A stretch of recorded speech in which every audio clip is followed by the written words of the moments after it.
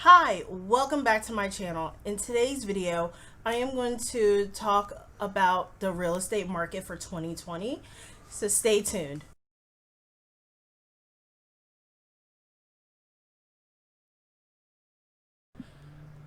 Okay, so here we are in 2020. It is August. We made it through halfway through the year, and it is 2020 has been crazy, from the pandemic to the protest and so many other things. 2020 has definitely been a real one. So I wanted to talk about the real estate market. Real estate, just like the pandemic has definitely impacted everybody's lives, turned the economy upside down, what have you. It's no different in real estate.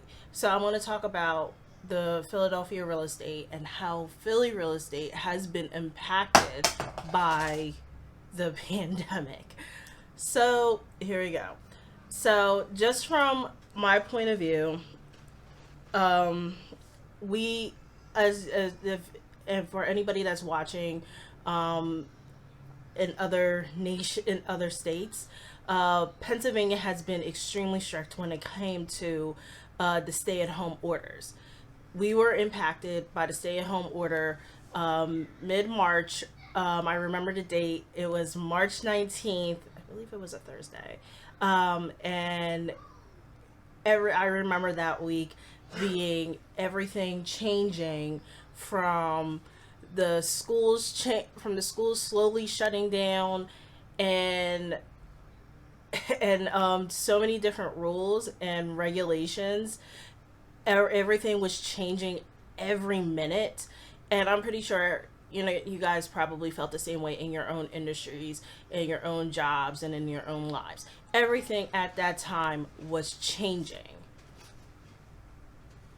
So, um, with that being said,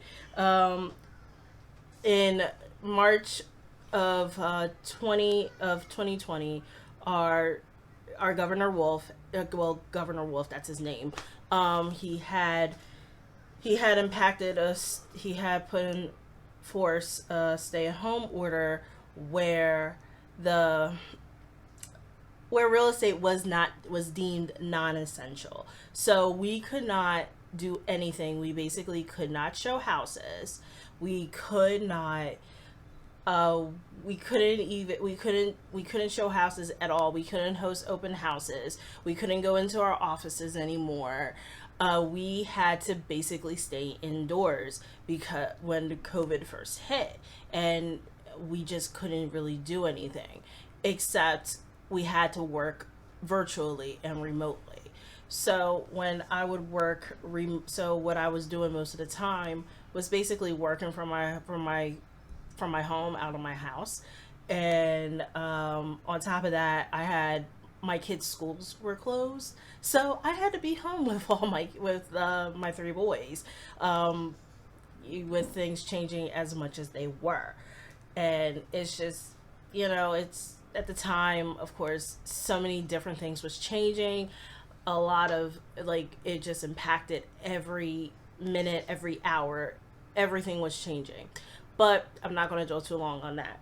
So we were in stay-at-home order where we could not show houses to buyers. We could not really meet with sellers or take photos. We were just not allowed to go inside of the houses. And of course, there was definitely people that were definitely working under the radar, to get stuff done and to get deals done. So we were in stay-at-home order until from mid-March to mid-June, when Governor Wolf had said that real estate activities could resume.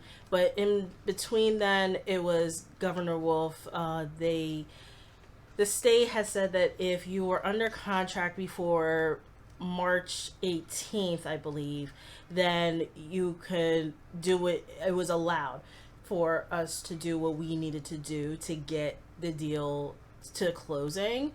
However, if you were unfortunately had gotten under contract after that date, you pretty much were at the mercy of what you just kind of had to get it done whenever you can.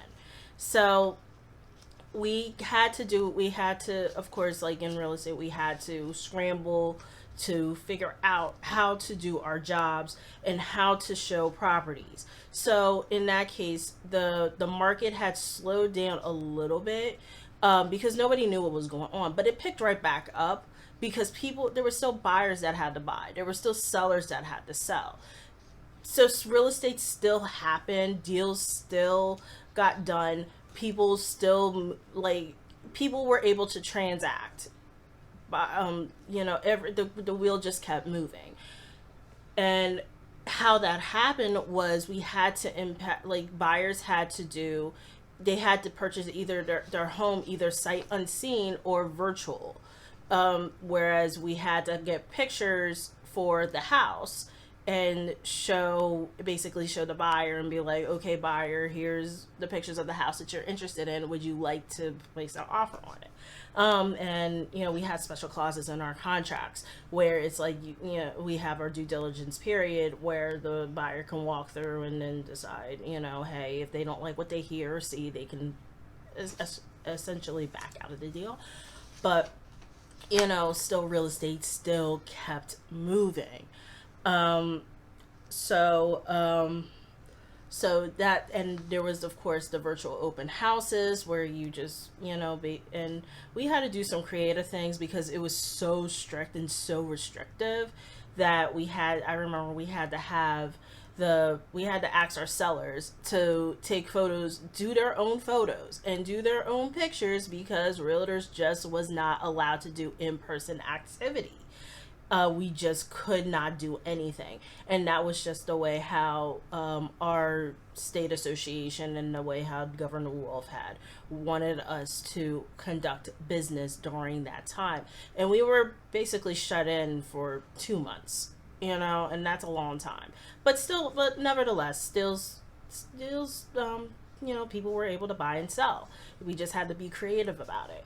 So, when things opened up in Pennsylvania, when we were able to go back, show properties, we were able to show properties, but we only had and do in-person activities. We just had to be limited. So when we showed houses, there was only three. We can only have three people inside of the house at one time. That was the buyer, the agent, and one extra person. So you couldn't have a whole entourage.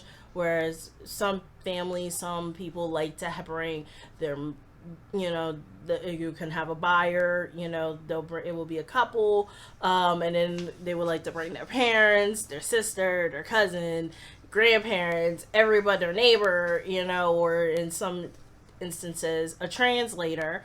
It will be a whole entourage of people. So we had to maintain and of course we had to social distance, of course, to show the homes. So with that, we just could not do open houses. That was the only thing we really couldn't do, was do live open houses. But of course there were some live open houses. Some people still do it. You got rule breakers out there. But but yeah, we had, that's just how we had to impact, and we had to conduct our business. And by then we're just, now things are easier, that now we can actually show homes again, and people can go inside the houses, they can do their inspections, they can do everything that they need to do before putting a contract together. So now here we are with the fact that our market is still crazy. It never really died down. When things opened back up, it opened up back in June, and even before then, people were still buying homes. It was very slow. Some people were kind of like, we don't know if people are going to buy houses or during virtually, we don't think people are really going to do it virtually. But people do virtual stuff. It just depends on if they're comfortable enough to do it. And but we are in the way how the real estate market is, rates are historically low, and I feel like I've been saying that for a very long time because it's always been low. Interest rates has been low for years, but it's like I think under 3%. Um, and it is a great time to buy. It's still a seller's market where we have more buyers. There's more demand for housing and not enough sellers. And people are, like we don't have the inventory is very low. It's been low for years. Not a lot of people are moving. A lot of sellers are stay homeowners are staying in their homes longer, and you have the millennials. We are finally catching up to the home buying time, where we are able to purchase homes now. I'm a millennial, and as a millennial, we had to combat with student loans that has been extremely crippling to our generation. Um, and yes, it's just been a we wasn't able to hit the market right away. So, but we are in the market and we are looking for homes. But there's not a lot of inventory and prices have definitely gone up. You see, house I've just took somebody out an investor client, and I'll get to the point where I'm talking about investors later on in my reporting. So because because the inventory is so low, seller like a lot that's causing buyers who are looking for houses and houses and homes are experiencing multiple offers still, like multiple offers on homes, and which is driving the prices up. Now, don't forget that there is also an appraisal that, if you're buying it with a loan, if you have a loan, you got to have an appraisal with the with your that's it built into the deal. I shouldn't say the deal, but like that is built in, where you are limited to the appraisal of the house as to how much you're willing to purchase the house for. So that's just another note. But yeah, it's a hot seller's market. And in Philadelphia, my broker, or I shouldn't even say my broker, my office manager, he considers this to be a whiplash type of market where it's like stop and go. Like one week it could be really, really hot, and then another week or two will be, not a lot of action going on, and then it will pick back up again. Yeah, and it's mainly because of COVID, because of the uncertainty with people losing their jobs. Not everybody, with the loans can be, getting a loan, like getting loans can be kind of iffy, but you can still get a loan. For jumbo loans, I think we had to go to, you have to get it from major banks such as TD Bank, Bank of America, PNC, um, Wells Fargo. You can't get it from a regular mortgage broker. Um, so if you want a jumbo loan, you have to go through the big banks to do that. Um, and home price, and yes, like in this market, people are looking for homes, and we still need inventory. So that's on the home buying side, as like a regular person buying a home, like a first time homeowner. And there'll be homeowners that do get bid out. They get beat out by the cash, and if they're not able to, and if they don't have the financing where it's more favorable. For instance, if you're like a FHA or a VA loan, or a VA buyer or a FHA buyer, you could still buy a house. However, in this market, just be aware that some sellers prefer either cash or conventional. Or if the house needs a lot more work, then get the construction loan with it, so that you can repair your house, on the loan. So, but that's something that you will have to talk to your local mortgage broker about. Um, so with with the home prices going up, people are losing out, because people don't, not everybody's able to bring that much cash to purchase the house. And then of course there's stuff that can be wrong with the house, and negotiate that out. And we are experiencing delays. There's always delays in the home buying process, but sometimes on the lending side, because on the lending side they have to work, like they had to transition over from working in an office to working from home to get to get people to the settlement table. So we have experienced delays in the mortgage side where everybody else is ready to go, title's ready, everybody's ready to settle, but we are just waiting on those mortgage docs. But sometimes it could take up to a few days or up to a week, but it just depends on how the process goes and your particular lender that you're using. Okay, so I'm going to move on to investors. Now, this segment is definitely for my investors who are looking to purchase an investment property in Philadelphia. Okay, so I know investors want to get a deal. There is definitely money to be made in this market. However,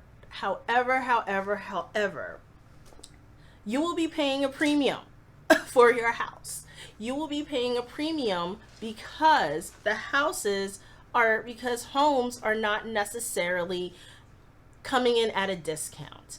Now, I had shown a house a few weeks ago in West Philly, and it was a total gut. And it was not in the best condition, and it was a full rehab. It was everything that needed to be changed in the house. Everything needs to be brand new. But it was being offered at $150,000, and I was thinking they must be out of their minds because the condition isn't there. So the it's just not there. But nevertheless, people are bidding on it, and a lot of people just want, a lot of sellers, they want their price, and there's nothing wrong with it. It's a good house. It has good bones, but unfortunately, it just needed to be,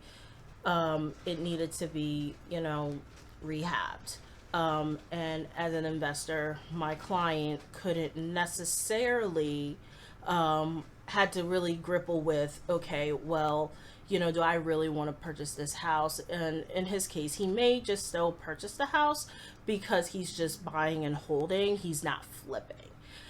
Where there's not that much money. If that person was to flip, it's not that much of a yield, and a return on investment, to get out of that. So if for investors, there's still money to be made in this. It's bedtime at my house. There is money to be made in this market. However, you will be paying a premium. So I wouldn't say that the houses here around now that are on the market, they are necessarily good investments unless you get a really good area and you're in the neighborhood that you want to be in, and you're going to get that return on investment.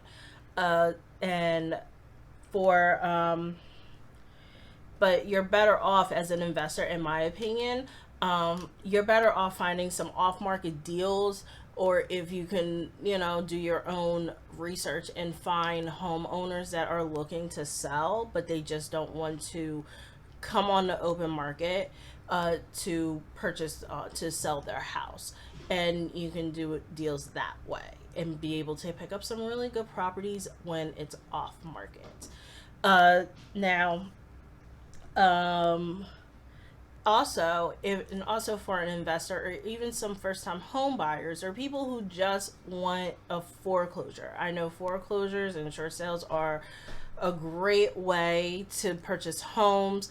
They are heavily discounted, and all you have to do is just put some money into it, and you can make the home to the way how you want.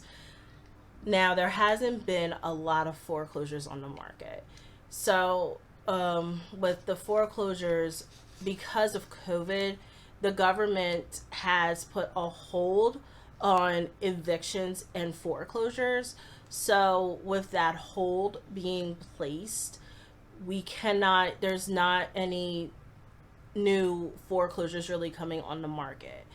If the foreclosure, I had checked the share sale, the Philadelphia share sale website, and every month they have the share sales, that of the foreclosures and the tax foreclosures, and mortgage foreclosures that come up on this on their website. I'll have the link to it below in the description. And I was shocked to see that they don't have any share sales scheduled until October, which is, definitely, which is a very long, well, not so much a very long time, because that's like, it's August, November, no, ugh. Oh, we're at the beginning of August, we have September and October. So you have like about 3 months. We're in the very early stages of August, at the time of this video. So you have until October to be able to check out the site and look at what is available for sale, that will be possibly coming up on the list. Now, with that being said, you can, for short sales and well, I should say share sales. Yeah, I mean, with the hold in foreclosures, it's just, there's not that much going on. With the hold, and courts are not even open yet to be able to purchase, for people um for the mortgage foreclosure process to go through the system. Okay. So hopefully, I don't know when the courts are looking to open back up again and when foreclosures are going to start resuming, but it may be it may be a better strategy to wait, because there are definitely, more than likely, there's going to be an influx of foreclosures and short sales coming into the market, possibly after, when things start opening back. I shouldn't even say start opening back up, because we are kind of opening back up. However, when the courts open and those holds on the foreclosure and evictions are going to be lifted. And also for the investors, you may look out with finding some homeowners or other investors who need to liquidate their portfolio. You could also see if you can get a good rental property, or a property that was a good rental, you can also convert that, if you're looking to flip something, flip it into a good flip. So that's another caveat that I will provide to anybody that's looking to purchase in Philadelphia as an investor. That's some other routes that you can look for. But yes, this pandemic has definitely been horrible on rents, going into the rental. Unfortunately, I hate to talk about this, because rents has definitely been, a lot of people rent, and some people are not able to pay their rent because of the pandemic. As we know, the $600 unemployment stimulus had expired, and as of this recording, nothing has come through the government as to whether or not that's going to be extended, or if it's going to be extended, as to how much people are able to provide so that they can be able to pay their rent. However, there is people that are definitely back on their rent and they're not able to catch up. So there will be mass eviction. I shouldn't even say mass, but there's going to be a lot more evictions coming up when courts open and when people are able to evict their tenants, and they have these properties that they have to find, which is going to be a hard cycle, which is not going to be a very good position for anybody, because as we all know, I shouldn't say as we all know, but once you're kind of evicted, you're kind of screwed, because who's gonna really rent to somebody who, if you're gonna find a good tenant, it's gonna be harder to find another tenant that hasn't already been evicted or has bad credit or whatnot. So for investors, we will, or even in the market, we may see evictions and foreclosures coming up in the very near future when things start opening up and when the holds are lifted. So if you're looking to invest in Philadelphia and you don't like the prices because things are definitely a premium, you will be paying a premium. It's hard to find a house that is less than $100,000 in some areas throughout the city, and even some up and coming areas that are in the city that are definitely need to be rehabbed and definitely needs a lot more care and renovation. It's hard to find something that is a good deal that you can be able to yield the amount of ROI that you may be looking for. But nevertheless, you can always make money in, there is money to be made, just as in any market, any downturn. There's always going to be money to be made. And even if you have to re-strategize and possibly be able to purchase homes when, and just buy homes when they are on sale. And I mean, when I say sale, I mean at a discount sale. So I'm just trying to keep it real and keep it 100. So that's just basically my theory and my stat and just my, thoughts on the real estate market as of right now. It's still a hot market. People are still overbidding and multiple offers. However, we don't know what's going to happen. But all I can say is, as of today, we are still in a seller's market. So that is it for my video on the real estate market for 2020, and so I don't know if, I may do another one if things do get crazier, or when things definitely do a downturn. I'll come back and talk about the market again, because this was pretty fun. And I just want to be able to provide value to you and to anybody that comes across to me. So all I can say is, if you're looking to purchase a home or sell a home or do anything in Philadelphia, or just like to learn more about it and would like to talk to me, you can definitely give me a call. My information is down below. If you're, you can call, I just love helping people looking to purchase real estate or sell real estate or even invest in real estate. And if you're looking to and if you just want to know more and just want to know more about Philadelphia and just learn, I will tell you everything, good, bad, and the ugly. I do some I will be doing some vlogs. However, if you're looking to see more about what's going on, please subscribe to my channel. Click the subscribe button and click the bell so that you know when I am posting, so you are notified when I post something new. I post new videos every week, so I hope to see you there. And of course, if there's anything or any questions, you can definitely leave a comment below. I like to talk to people. So nevertheless, I hope that this was informative, and I hope that I was able to provide some type of clarity as to the real estate market in Philadelphia.